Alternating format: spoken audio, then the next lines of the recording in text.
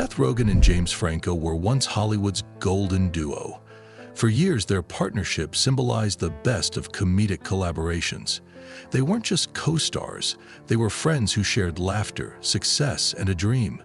From Freaks and Geeks to Pineapple Express, their chemistry was magnetic, and audiences couldn't get enough of them.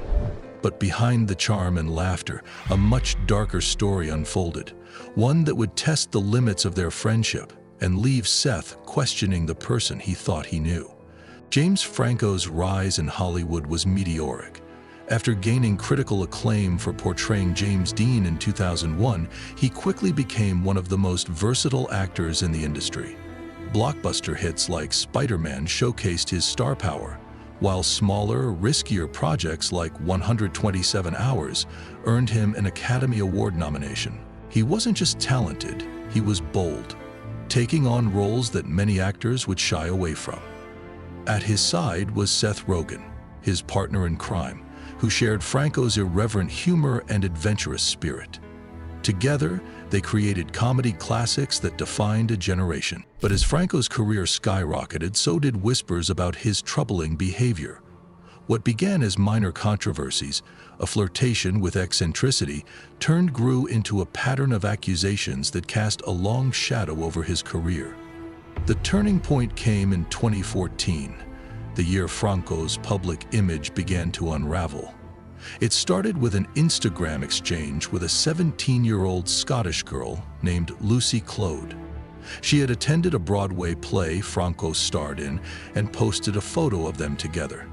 Franco slid into her DMs asking her age and if she wanted to meet him at a hotel. When she revealed she was underage, Franco continued the conversation, even sending a photo of himself holding a paper with her name on it to prove his identity. The story exploded in the media.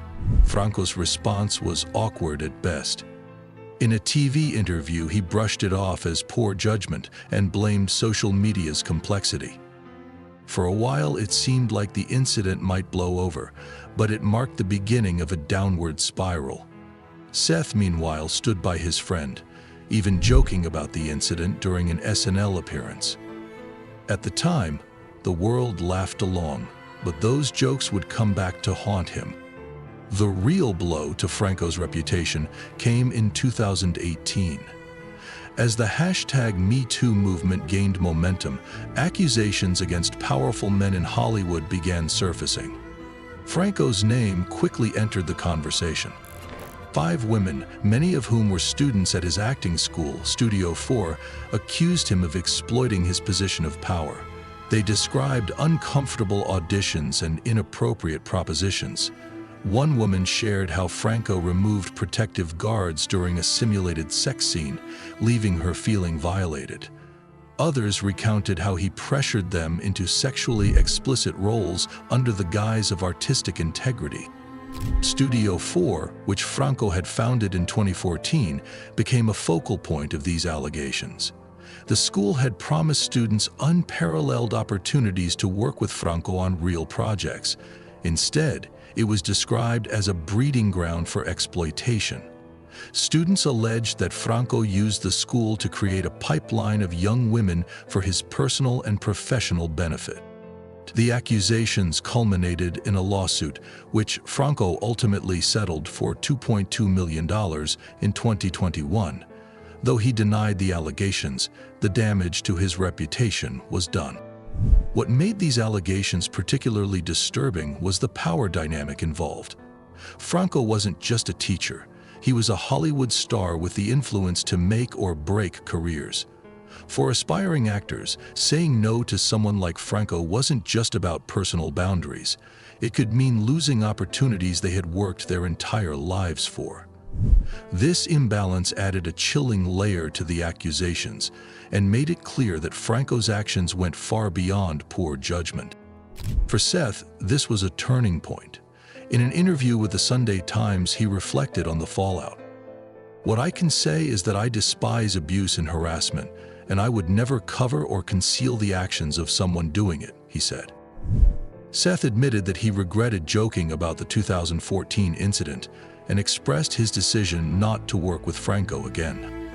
Their friendship on Unshakable had reached its breaking point. This wasn't an easy decision for Seth, who had built a significant part of his career alongside Franco. But as more details emerged, it became impossible to ignore the magnitude of what had happened. The fallout didn't just impact Seth and James's friendship, it sent ripples through Hollywood.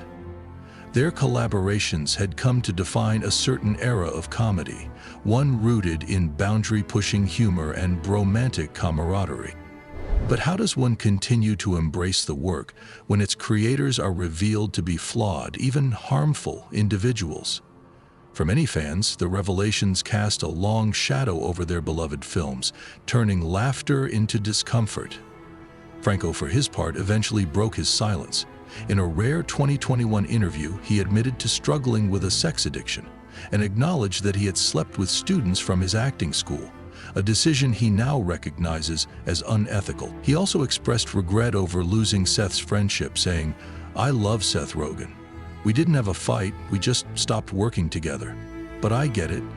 He had to answer for me because I was silent." Franco's admission, while a step toward accountability, came years after the initial allegations. For many, it was too little, too late.